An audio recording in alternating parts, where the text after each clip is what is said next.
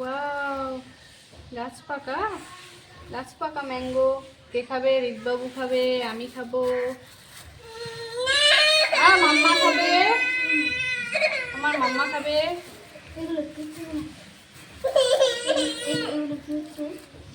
এটা আবার কিসে খেয়ে নিয়েছে? এই ম্যাঙ্গোগুলো খুব টেস্টি, আর একটা সেই সেন্ট থাকে ম্যাঙ্গোগুলোতে। এটা আমার ফেভারিট গাছের আম। আমি প্রতিবার এই গাছের আমগুলো খাই।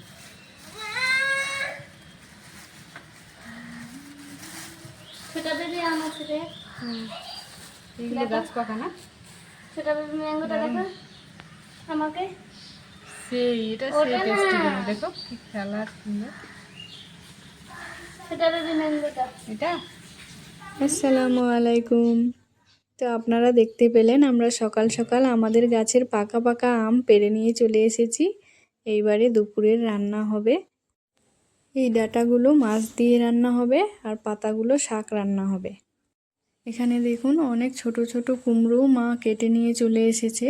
তার কারণ হচ্ছে মা তো শখ করেই লাগিয়েছিল কুমড়ো খাওয়ার জন্য, কিন্তু এই কুমড়োগুলো না বড়ই হচ্ছে না, তাই মা এগুলোকে কেটে নিয়ে চলে এসেছে। এই এতটুকু সাইজ হচ্ছে, তারপরেই পোকায় কেটে দিচ্ছে বা নষ্ট হয়ে যাচ্ছে। আর এদিকে দেখুন শাক কাটছে মা। আর আমি কিন্তু আজকে দুপুরে এই শাক দিয়ে ভাত খাবো না, পান্তা ভাত খাবো। আমাকে ওখানে থাকতে অনেক খেতে ইচ্ছা করছিল, কিন্তু বাড়ি এসে সাথে সাথেই আমি পান্তা খেতে চেয়েছি। সবাই তো রেগে গেছে, দুপুরে ভাত না খেয়ে পান্তা খাবি, তাও আমি জোর করে পান্তা নিয়ে বসে গেছি। দেখুন সত্যি বাড়ি এসে যা গরম, এই গরমে পান্তা ভাত, মাছ ভাজা, শাক ভাজা দিয়ে খেতে অমৃত লাগে পুরো। আমি তো খুব মজা করে খেয়েছি। আপনারা কে কে গরমের দিনে পান্তা ভাত মিস করেন আমাকে কমেন্টে জানাবেন। আর আমার পান্তা ভাত খাওয়ার আইটেমগুলো এই যে ডালের বড়া, মাছ ভর্তা, শাক ভাজা আর ভাজা মাছ। খাওয়া দাওয়া কমপ্লিট। বিকেলে আবার শ্বশুর বাড়িতে যেতে হবে, কয়েকদিনের জন্য থাকতে যাব। আর এখানে দেখুন আমাদের আঙিনার ড্রাগন গাছটাতেও ফুল হয়েছে, কিন্তু ফুলগুলো এখনো ফোটেনি। এই যে আমরা রেডি হয়ে বেরিয়ে পড়েছি শ্বশুরবাড়ি যাওয়ার উদ্দেশ্যে।